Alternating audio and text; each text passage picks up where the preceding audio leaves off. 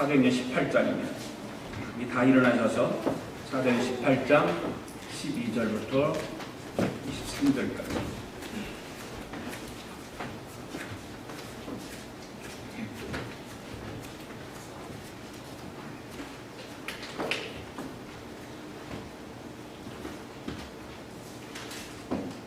사도행전 18장 12절부터 23절까지 우리 다 같이 읽습니다. 시작. 갈리오가 아가야 총독되었을 때에 유대인이 일제 일어나 바울을 대적하여 법정으로 데리고 가서 말하되 이 사람이 율법을 어기면서 하나님을 경외하라고 사람들을 권한다 하거늘 바울이 입을 열고자 할 때에 갈리오가 유대인들에게 이르되 너희 유대인이라 만일 이것이 무슨 부정한 일이나 불량한 금융이었으면 내가 너희 말을 들어주는 것이 옳거니와 만일 문제가 언어와 명칭과 너희 법에 관한 것이면 너희가 스스로 처리하라. 나는 이러한 일에 재판장되기를 원하지 아니하노라 하고 그들을 법정에서 쫓아내니 모든 사람이 당장 수수대대를 잡아 법정 앞에 때리되 갈려가 이를 상관하지 아니하니라. 바울이 더 여러 날 머물다가 형제들과 작별하고 배 타고 수리하고 떠나갈새 브리스길라와 아굴라와 함께 하더라. 바울이 일찍이 선이 있었으므로 벵그리아에서 머리를 깎았더라. 에베소에서 와서 그들을 거기 머물게 하고 자기는 회당에 들어가서 유대인들과 변론하니 여러 사람이 더 오래 있기를 청하되 허락하지 아니하고 작별하여 이르되 만일 하나님의 뜻이면 너희에게 돌아오리라 하고 배를 타고 에베소를 떠나 가이사라에 상륙하여 올라가 교회의 안부를 물은 후에 안디옥으로 내려가서 얼마 있다가 떠나 갈라디아와 부르기아 땅을 차례로 다니며 모든 제자를 굳건하게 하니라. 아멘. 앉으시면서 인사합시다. 오늘도 주님께서 우리에게 주시는 은혜를 받읍시다. 은혜 받는 시간 됩시다.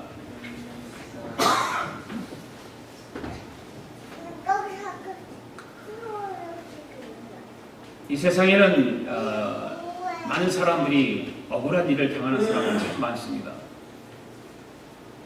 죄를 안 졌는데 죄의 누명을 쓰고 억울하게 또 법정에도 쓰고 감옥에도 가고 때로는 죽기도 하고 수많은 사람들이 이렇게 억울하게 다른 사람들에게 억압을 받고 권력 있는 사람들의 억압을 받고 그렇게 하는 것을 우리가 많이 봅니다. 성경에도 보면 많은 성경에 나오는 인물 중에 억울한 일을 당하는 사람들이 참 많이 있습니다. 그 중에 한 사람이 요셉이라고 하는 사람, 요셉이죠. 요셉의 경우를 보면 형들의 손에 의해서 노예로 팔려갑니다. 누명을 쓰고 또 감옥까지 갑니다. 다니엘 같은 사람도 그렇죠. 사자굴에 들어가기도 하고 풀먹불 속에 들어가기도 하고 잘못한 것이 없습니다. 그런데 억울한 누명을 쓰고 이게 감옥에 들어가고 풀목 속에 들어가고 불 속에 들어갑니다. 예수님도 사실은 억울한 일을 너무 많이 겪었죠. 천국 복음을 전파하다가 귀신 들린 자로 몰리기도 하고 유대인들의 미움을 받아서 억울하게 십자가에 못 박혀 죽습니다. 우리가 계속해서 사도 바울에 대해서 지금 사도 바울 2차 전도 여행을 공부를 하고 있지만 사도 바울도 역시 억울한 일을 많이 당한 사람입니다. 복음을 전파하다가 매를 맞기도 하고 감옥에 갇히는 수모와 고초를 겪기도 합니다. 이렇게 많은 하나님의 사람들은 자신들에게 주어진 그 사명을 감당하다가 많은 고난을 겪습니다. 그렇습니다. 죄악이 가득한 이 세상 속에서 주님께서 맡겨주신 그 사명을 감당하다 보면 힘도 들지만 억울한 일을 당하기도 합니다. 그렇기 때문에 믿음으로 각오하지 않으면 하나님의 일을 감당하기란 참으로 우리가 살아가는 이 세상 속에서 어려움이 많다는 것입니다. 오늘도 우리가 함께 하나님 말씀을 배우면서 바울이 고린도에서 어떻게 복음을 전하면서 성공적인 복음을 증거하는가, 성공적인 그 바울의 복음 사역에 대해서 공부하려고 합니다. 증인들 이야기 59번째 바울의 성공적인 복음 전파 사역에 대해서 오늘도 말씀을 나누기를 원합니다. 우리는 지난 주일날 말씀을 여러분들 기억하시겠지만 사도 바울이 고린도에 도착해 가지고 복음 전파 사역을 감당하다가 어려운 일을 당하는 것을 볼 수 있었습니다. 그때 사도 바울은 두려움에 쌓여 있었고 그 도시를 떠나고 싶은 마음이 있었던 것 같습니다. 이것을 아시고 그때 성령 하나님께서 환상을 통해서 들려주는 말씀이 있었습니다. 그 말씀이 지난 주일날 우리가 함께 읽었던 말씀 가운데 9절과 10절 말씀입니다. 9절과 10절 말씀 다시 한번 읽도록 하겠습니다. 시작. 밤에 주께서 환상 가운데 바울에게 말씀하시되 두려워하지 말며 침묵하지 말고 말하라. 내가 너와 함께 있음에 어떤 사람도 너를 대적하여 해롭게 할 자가 없을 것이니 이러니 성중에 내 백성이 많음이라 하시더라. 아멘. 우리 주님께서 환상 가운데 두려워하지 말라. 이 음란한 도시에 네가 산다는 것, 폐역한 도시에 네가 산다는 것, 살기 싫은 이 도시에서 네가 산다는 것이 고통이겠지만 두려워하지 말라는 것입니다. 그리고 잠잠하지 말고 말하라는 것입니다. 내가 너와 함께 하겠다고 그렇게 성령 하나님께서 바울에게 환상 가운데 말씀하십니다. 여러분, 이런 말씀들이 얼마나 복음 전파하는 바울에게 있어서 큰 힘이 되고 위로가 될까요? 사도 바울에게 하나님은 이런 격려와 위로를 성령 하나님께서 주십니다. 이 성중에 내 백성이 많다는 거예요. 그러니 그들에게 말을 하라는 것입니다. 지난주에 제가 말씀을 드린 말씀은 사도 바울이 전한 복음의 말씀을 듣고 예수를 믿는 사람들, 예수님을 영접한 사람들이 많았다라고 이렇게 말씀했습니다. 그러니까 두려워하지 말고 계속해서 복음을 전하는 사명을 감당하라고 했습니다. 그런데 또 한 가지, 이 말씀 속에서 이 성중에 내 백성이 많다라고 하는 이 말씀이 다른 각도에서 한번 또 생각을 해보자는 것입니다. 고린도의 음란하고 폐역한 도시에 살고 싶지 않은 이 무서운 도시에 하나님께서 잃어버린 자기 백성들이 이 성 안에 있다는 것입니다. 바울이 복음을 전해서 예수님을 영접한 사람도 있었지만 하나님께서 보실 때는 이 성중에 내 백성이 많다라고 하는 그 말씀 속에 다른 각도를 보면 죽어가는 영혼들이, 음란한 폐역한 시대의 사람들이 이 성중에 많이 있다라고 하는 것입니다.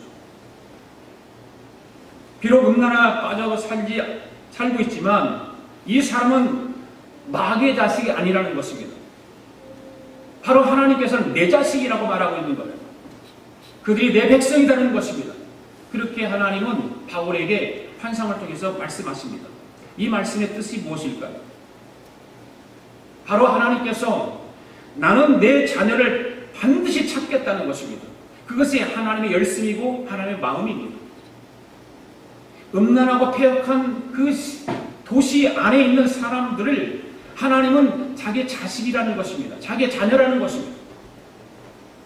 이것은 마치 양 한 마리가 있는 한 목자가 양 한 마리를 잃어버렸을 때에 99마리 양을 우리에 남겨두고 한 마리를 위해서 횃불을 들고서 산을 넘고 강을 건너는 그 고생하면서 잃어버린 한 마리 양을 찾는 것과 같은 그 하나님의 마음, 하나님의 심정이라는 것입니다.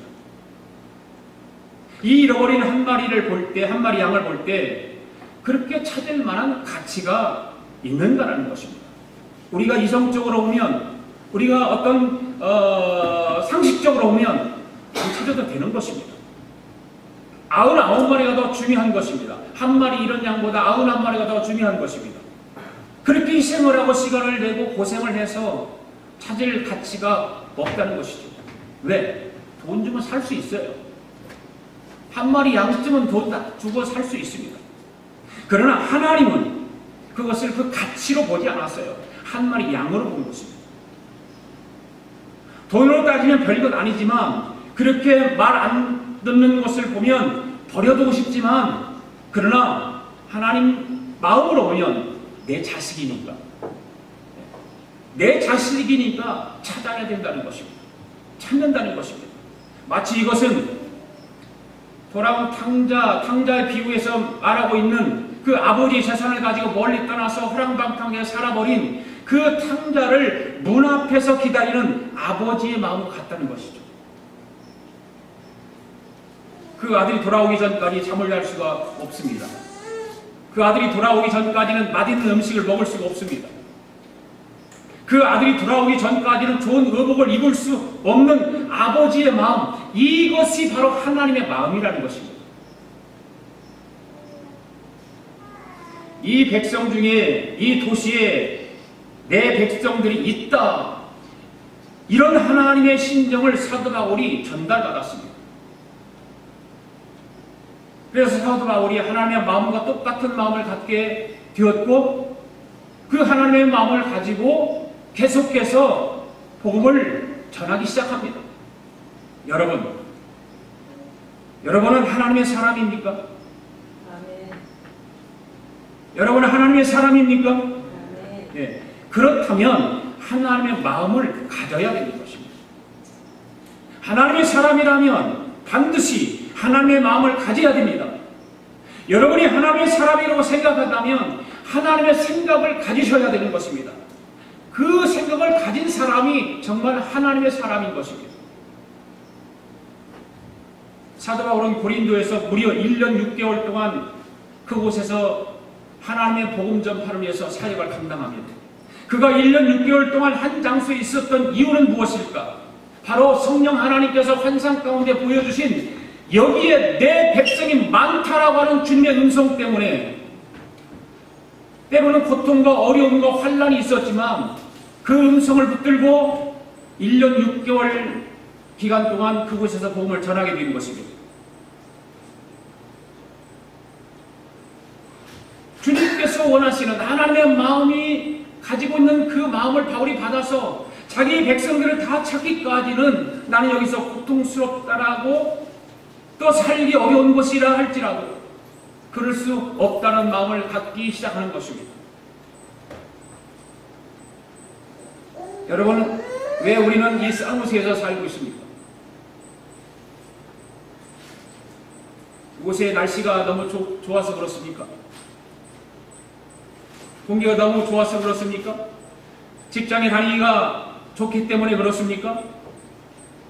자녀 교육시키기가 좋아서 그렇습니까?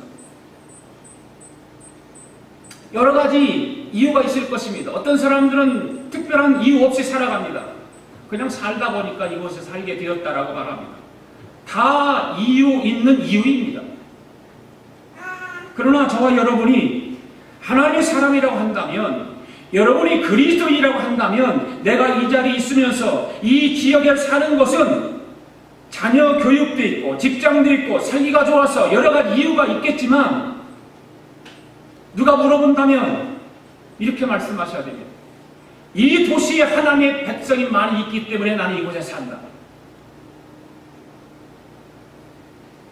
하나님의 마음을 가지고 여러분들이 하나님을 사랑한다라고 말하고 하나님의 자녀라고 말한다면, 그 하나님의 생각과 하나님의 마음과 하나님의 심정을 가지고 이 지역에 하나님의 백성들이 많기 때문에 나는 이곳에 산다라고 대답할 수 있는 그런 믿음의 사람들이 되어야 될 줄로 믿습니다. 오늘 우리는 이러한 사실을 이 본문에서 배우게 되는 것입니다. 사도 바울은 1년 6개월 동안 이 도시에서 살았습니다. 음란하고 폐역한 엄청난 무서운 도시입니다. 그곳이 좋아서 산 것이 아니었습니다. 거기에 숨어있는 타락하고 버림받아 하는 하나님의 자녀들이 있기 때문에 그들을 구원하기 위하여 그들과 함께 자기는 힘들지만 하나님의 마음을 가지고 하나님의 생각을 가지고 그 폐역하고 타락한 도시에서 복음을 전하며 살게 되었던 것입니다. 고린도 지역에서 유대인들은 끊임없이 사도 바울의 사역을 방해합니다. 끊임없이 방해합니다. 그렇지만 하나님의 도우심으로, 성령님의 도우심으로 그 모든 난관을 물리칠 수 있었던 것입니다. 할렐루야. 특히 그가 사역할 때 고린도가 속한 아가야 지역의 총독이 갈리오로 바뀔 때가 있었습니다. 오늘 12절부터 그 이야기가 나옵니다. 17절까지. 정치권이 바뀔 틈을 타서 유대인들이 대거 일어나서 바울을 대적하며 고소합니다. 그런데 그 갈리오라고 하는 사람이 그들의 고소를 기각해버려요. 그 일로 고린도 지역 성도가 복음 전파가 더욱 성공적으로 모습을 바뀌어지는 거예요. 그래서 바울은 그 고린도 지역에서 하나님의 복음 전파를 함에 있어서 성공적으로 마치는 과정을 보게 됩니다. 어떻게 사도 바울이 고린도에서 성공적인 복음을 전파 사역을 감당할 수 있었을까? 첫째로 훌륭한 동역자들의 헌신과 협력이 있었기 때문에 그렇습니다. 18절 상반절을 함께 읽겠습니다. 시작. 바울은 더 여러 날 머물다가 형제들과 작별하고 배 타고 수리아로 떠나갈새 브리스길라와 아굴라도 함께 가더라. 아멘. 사도 바울의 2차 전도 여행은 고린도에서 아까도 말씀드렸듯이 1년 6개월 동안 머물면서 복음을 전파를 합니다. 그리고 나서 수리아를 거쳐서 안디옥의 교회에 돌아옴으로써 2차 전도가 끝나는 것입니다. 바울의 2차 전도 여행은 참으로 힘이 많이 들었습니다. 험난하고 힘든 여정 가운데 바울의 복음 전파 사역이 2차 전도 사역이 맞춰지는 것이죠. 처음에 아시아에서 복음을 전했던 그 바울입니다. 그런데 성령님께서 아시아에서 복음을 전파하지 못하게 함으로 인해서 유럽으로 건너가서 빌립보에서 복음을 전파하다가 매를 맞고 감옥에 갇히기도 합니다. 그 후로 데살로니가와 베레아에서 복음을 전합니다. 그런데 그곳에는 큰 사람의 위협을 받죠. 그래서 아덴으로 옵니다. 도망치다시피 아덴으로 오잖아요. 그런데 아덴 와보니까 우상 숭배하는 자들로 인해서 아주 복음을 전하려고 하니까 막 화가 많이 나요. 그래서 거기서 격분을 합니다. 고린도에서 복음을 전파하다가 유대인들로도 많은 또 송사를 당하기도 합니다. 아덴으로 와서 그러다가 또 고린도로 오고 고린도에서 보니까 또 유대인들로 또 많은 송사를 당합니다. 이 바울의 복음 전파 사역은 한순간도 편할 날이 없었어요. 계속해서 어떤 고통이 있었고 아픔이 있었고 송사가 있었고 깡패들이 대들고 때리기도 하고. 그런데 고린도후서 11장 23절 27절의 말씀을 보면 바울이 복음 전파하는 여행이 얼마나 힘들었는가를 기록하고 있습니다. 그 말씀에 보면 바울은 복음을 전하다가 수없이 매를 맞았어요. 빌립보에서 한 번만 감옥에 간 것이나 여러 차례 감옥에 갇히기도 하고 여러 번 죽을 뻔하고 잠을 자지 못하고 굶주리고 헐벗고 목마름의 고통을 겪었다라고 고린도 후서 11장에서 기록하고 있습니다. 그렇게 힘들고 고통스러운 복음 전파 사역을 감당할 수 있었던 비결 가운데 하나가 무엇일까요? 바로 바울에게는 훌륭한 동역자들이 있었다는 것입니다. 할렐루야. 그들의 헌신과 협력이 있었기 때문에 그 힘들고 어려운 과정 속에서도 바울은 성공적으로 고린도에서 복음 전파를 마칠 수가 있었던 것입니다. 그가 매를 맞고 감옥에 갇힐 때는 실라가 함께 갇혀서 찬송하고 기도하면서 힘이 되어졌어요. 그렇죠? 훌륭한 제자인 디모데는 자식과 같다고 했어요. 자식과 같다. 그 디모데는 그림자처럼 동행하면서 바울의 사역을 도와줍니다. 자주장사 루디아는 자신의 집을 기꺼이 내주고 그곳에 기속하면서 기도하고 복음 전파할 수 있도록 자기 집을 오픈해 줍니다. 이와 같이 동역자들의 헌신과 협력이 없었더라면 바울의 복음 전파 사역은 성공적일 수가 없었을 것입니다. 오늘 본문 18절에도 보면 사도 바울이 고린도에서 복음 전파 사역을 마치고 수리아로 떠나려고 할 때 함께 했던 사람이 있습니다. 누굽니까? 브리스길라와 아굴라입니다. 이들은 자매가 아닙니다. 형제가 아닙니다. 무엇입니까? 부부입니다. 그래서 성경 로마서 16장 3, 4절에 보면 사도 바울은 그들을 가리켜서 지난주에도 내가 말씀드렸죠. 저희는 내 목숨을 위하여 자기의 목을 내놓았노라 이렇게 말했습니다. 그들의 충성 원시는 어느 순간에 끝이 난 것이 아닙니다. 오늘 본문 말씀에서도 보면 고린도에서 사역을 마치고 수리아로 떠나갈 때도 그들이 함께 동행합니다. 그렇습니다. 브리스길라와 아굴라 부부는 하나님 앞에서 아주 멋진 사람들. 하나님 앞에서뿐만 아니라 우리가 인간적으로 봐도 그렇게 바울을 도와서 사역을 돕는 일을 감당하는 사람은 멋진 사람이에요. 우리 교회도 그들과 같은 멋진 부부 신자들이 많아지기를 기대합니다. 세상 살아가는 모든 일도 동역하면서 살아가야 좋지만 하나님 나라의 일과 복음 전파하는 일에 도울 수 있는 동역하는 그런 좋은 교우들이 되기를 바랍니다. 두 번째로 어떻게 사도 바울이 고린도에서 성공적인 복음 전파 사역을 감당할 수 있었을까요? 바로 불타는 의지와 새로운 결단이 있었기 때문에 그렇습니다. 8절 하반절 말씀이 있습니다. 시작. 바울이 일찍 소원이 있었으므로 갱도리에서 머리를 깎았더라. 여러분 2차 전도 여행을 보면 고린도에서 갱그레로 좀 내려오면 거기 항구 도시입니다. 그래서 거기서 배를 타고 에베소로 가는 거예요. 에베소로 가는 것이 아니라 구부로선으로 가는 거예요. 구부로.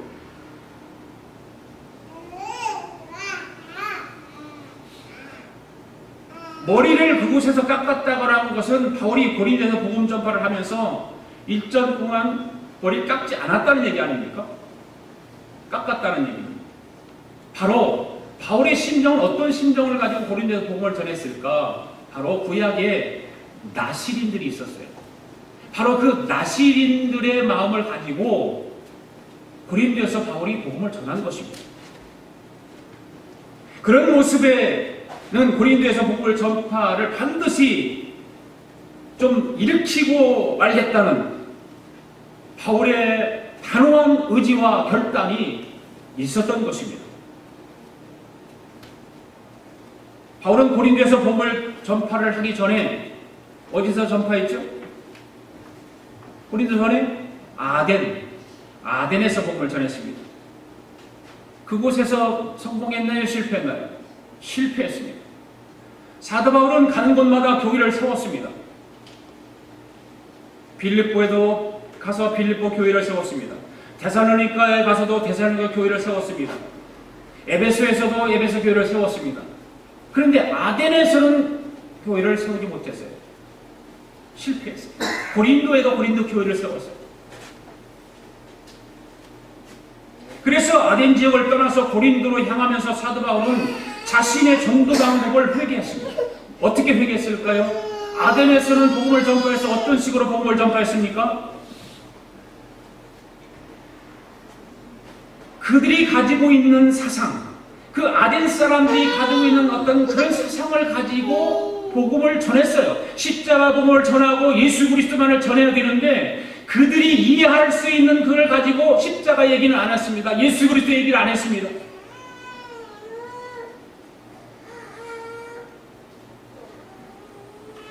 그래서 바울은 그 아덴에서 복음 전했던 그 방법을 회개했습니다. 그리고 고린도에 와서 복음을 전하면서 다짐하기를, 그러니까 머리를 깎지 않았다는 거죠. 나실인의 소원을 가지고 다짐하기를 이제는 십자가만 전하고 십자가만 자랑하자는 것입니다. 그래서 고린도에 와서 바울은 철저하게 십자가 복음을 전하는 것입니다. 여러분들이 잘 아시다시피 나실인의 소원은 그 소원한 기간 동안 먹지 않는 것이 있죠. 뭘 안 먹었죠? 포도주, 독주, 그리고 죽은 사람 시체를 만지지 않는, 가까이 하지 않습니다. 그리고 또 한 가지는 머리를 깎지 않습니다. 하나님 앞에 나실인들이 소원한 거죠. 대표적인 사람이 누굽니까? 삼손이죠. 삼손. 그래서 머리를 깎지 않아서 그 힘이 있었는데 머리를 깎음으로 인해서 힘을 다 잃어버리는 거예요. 그리고 소원이 끝이 나면 어떻게 합니까? 머리를 자르고 하나님 앞에 제물을 드리며 예배합니다. 그래서 바울이 십자가 복음만을 전하기로 나실이되 소원을 하고 십자가 복음 전한 결과 그는 고린도 지역에서 신약시대 최대 교회를 세울 수 있었다는 것입니다. 그래서 고린도 지역을 떠나면서 갱그리아에서 소원이 이루어진 것에 대한 감사하면서 머리를 그곳에서 깎습니다. 이 장면을 보면 한번 뜻을 세우면 단호하게 결단하고 밀어붙였던 사도 바울의 삶이 잘 드러나고 있습니다. 바울이 그곳에 고린도에서 성공적인 복음 전파를 감당할 수 있었던 것은 바울의 의지입니다. 결단이었습니다. 여러분, 사명을 이루기 위해서라면 결단력이 있어야 됩니다. 아무리 착해도 결단력이 없으면 변화의 역사는 일어나지 않습니다. 이랬다 저랬다 하면 결코 하나님의 마음에 합한 자가 될 수 없습니다. 처음 신앙을 가지고 여러분이 결단했으면 그 결단한 마음을 가지고 마지막까지 달려가야 되는 것입니다. 아멘. 우리가 자녀를 키우다 보면 자녀들이 우유부단한 모습을 보면 속이 상하죠. 그런 모습을 보면 그를 고쳐주지 않고 단호하게 결단하고 의지력을 가지고 자녀 교육을 시키지 못하면 자녀들의 버릇만 나빠지는 것입니다. 우유부단하면 큰일을 하지 못합니다. 많은 사람들을 갈등하게 만들어요. 우유부단하면. 그래서 우유부단한 사람들을 보면 여러분들 왜 그러지? 제가 왜 그러지? 저 사람이 왜 그러지? 그런 말 하지 않습니까? 여러분들이 하나님의 사람으로 하나님의 마음을 가지고 있는 믿음의 사람으로 살아간다면 죽으면 죽으리라 하고 생각하고 과감히 결단하고 한번 결정한 일이 나 맡은 일을 끝까지 수행하려고 해야 사명을 이룰 수 있는 것입니다. 오늘 우리도 사도 바울의 그 불타는 의지와 결단성을 배우고 본받아야 하는 줄 믿습니다. 신앙인들은 더더군다나 철저한 의지와 결단력이 있어야 되는 것입니다. 그래야 신앙생활을 바르게 할 수 있습니다. 그 결단력이 없고 의지력이 없으면 신앙생활을 하다가도 그냥 우유부단하게 그냥 우물우물하고 말아버리는 거예요.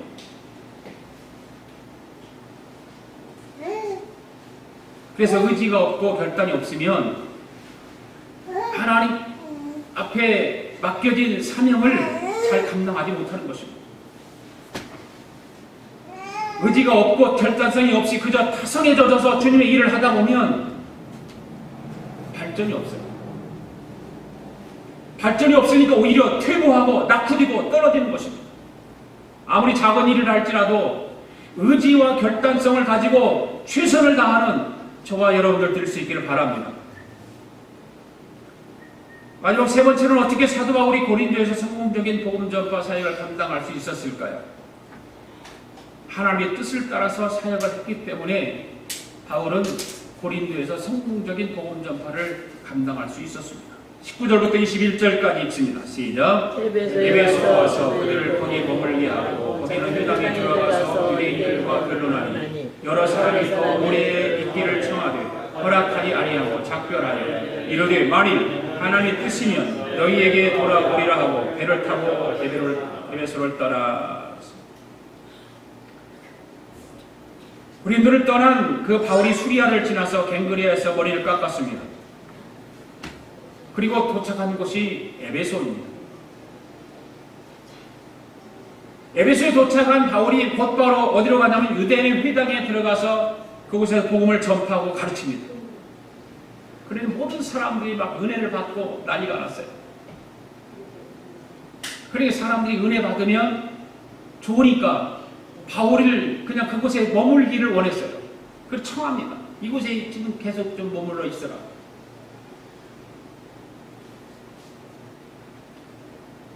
어떻게 보면 자기를 붙드는 사람이니까 성도들이 붙들으니까 교우들이 붙들으니까 그곳에 머물러 있을 가능성도 있죠. 참 사역하는데 앞으로 전망이 좋았어요. 사람들도 자기의 호의를 보여주고 그곳에 계속해서 머물을 간청하고. 그때 바울을 어떻게 합니까? 21절에서 뭐라고 그랬죠? 작별하여 이르되 만일 하나님 뜻이면 너에게 다시 내가 돌아오겠다. 그렇게 말만 던지고 배를 타고서 에베소를 떠나버립니다. 바울도 에베소에 더 머물고 싶었겠죠. 자기를 좋아하는 사람들이 많으니까. 그런데 하나님의 뜻이 있다면 다시 오겠다는 말을 남기고 에베소를 떠났습니다. 그래서 바울은 사역을 감당하면서 항상 하나님의 뜻을 먼저 생각한 거예요. 하나님의 뜻을 먼저 생각했어요. 그렇습니다.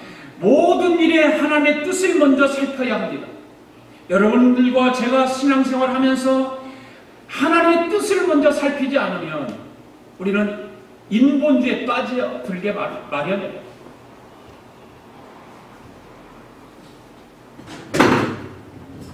이미 벌어진 일이라 할지라도 하나님의 뜻으로 생각해야 되고, 그래서 그 터전 위에 과감히 새 일을 시작할 줄 아는 믿음의 사람들이 되어야 하는 것입니다. 무슨 일이든지 하나님의 뜻을 앞세우며 살 때 하나님은 그의 삶을 반드시 복되게 하실 것입니다. 아멘. 우리가 살고 있는 이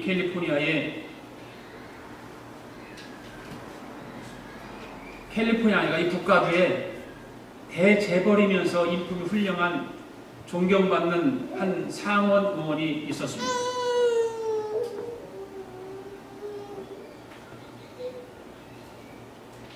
어느 날 그분이 사랑하는 외아들을 사고로 잃어버립니다.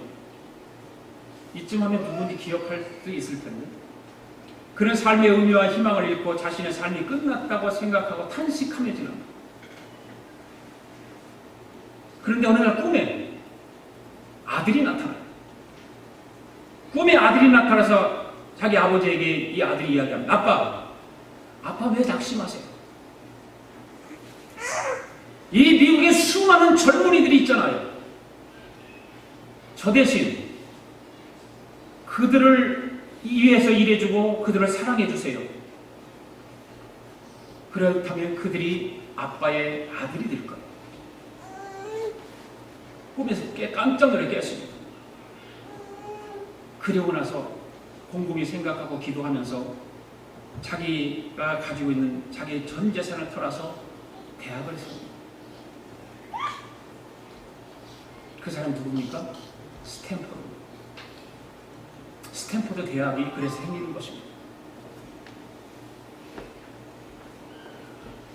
세상을 떠날 때도 자신의 전 재산을 장학금으로 쓰라고 유언서를 써서 그 재단에 줍니다.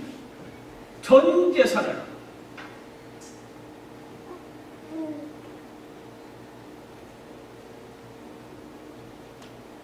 결국 그런 시련을 통해서 더 큰 일을 합니다. 그처럼 어떤 시련이 있어도 거기에 하나님의 뜻이 있음을 믿고 시련을 창조적인 에너지로 승화시켜야 한다는 말입니다. 시련 때문에, 아픔 때문에, 고난 때문에 좌절하고 낙심하고 주저앉는 것이 아니라 거기에 분명한 하나님의 뜻이 있다라고 하는 믿음이 있어야 됩니다. 여러분들이 저와 여러분들이 인생을 살아가면서 신앙생활하면서 때로는 아픔도 고난도 슬픔도 기억하고 싶지 않은 일들도 우리 앞에 있지만 거기에 하나님의 뜻이 있다는 것을 우리는 기억해야 돼요. 그리고 나를 돌아봐야 되는 거예요. 그래야 그 시련을 통해서 창조적인 에너지가 생기는 것입니다.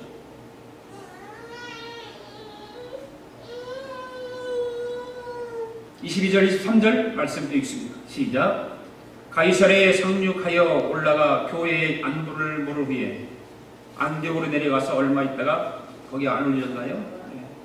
갈라디아와 부르기아와 땅을 차례로 다니며 모든 제자를 굳건하게 하니라. 22절, 23절 마지막 절이 그렇게 나오죠. 바울은 예루살렘 교회를 방문해서 2차 전도 여행의 결과를 보고하고 그리고 기도 부탁을 하고 그를 선교사로 파송한 예루살렘 북쪽에 약 480km, 그럼 마일로 하니까 298 얼마 마일이게 나오더라고요. 298마일 정도의 거리가. 거기에 안디옥 교회 거기 있죠. 안디옥 교회, BCD 안디옥 교회, 수리 안디옥 교회 두 개 안디옥가 있어요. 거기 밑에는 수리 안디옥이에요. 위에는 BC 안디옥이에요. 그러니까 바울이 1차 전도 여행 시작지가 어디입니까? 수리 안디옥. 2차 전도의 출발점 어디입니까? 수리 안디옥. 그 처음 갔던 곳으로 다시 가서 선교복을 합니다. 그리고 어떻게 합니까? 그 안디옥 교회에서 선교복을 하거나 얼마 후에 다시 거기서부터 다시 3차 전도 여행을 시작합니다.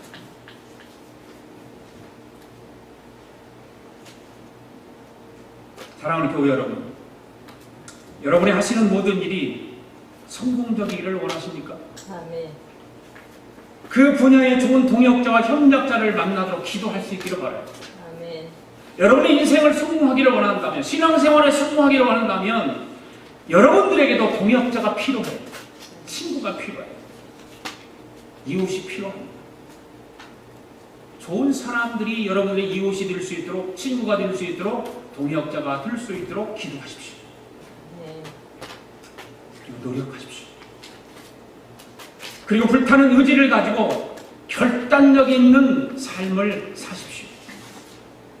신앙생활도 결단력이 있어야 되고, 여러분들이 세상을 살아가는 인생에 있어서도 결단력이 있는 사람과 의지력이 있는 사람과 없는 사람이 차이는 엄청나다는 것입니다. 그렇다면 하나님께서 반드시 함께 해주실 것이고 성공적인 삶을 살 뿐만 아니라 영적인 신앙 면에서도 성공적인 결과를 가져오게 되리라 믿습니다. 그리고 멋진 동역자들이 되어주십시오. 나만 위해서 다른 동역자가 필요하다고 말하지 말고 나도 역시 다른 사람에게 멋진 동역자가 되어준다면 그 인생은 멋진 인생이 될 것이고 그의 신앙은 날로 업그레이드돼서 풍성한 열매를 맺는 그런 신앙인들이 될 줄로 믿습니다. 우리 교회 또한 그런 동역자들이 많아진다면 성공적인 교회가 될 것입니다.